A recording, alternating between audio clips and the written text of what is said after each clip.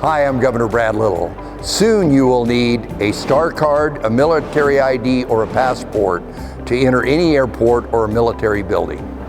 Visit dmv.idaho.gov and use the Add the STAR tool to build a personalized list of documents you will need to get a STAR card at your local driver's license office. Update your driver's license or ID to a STAR card today.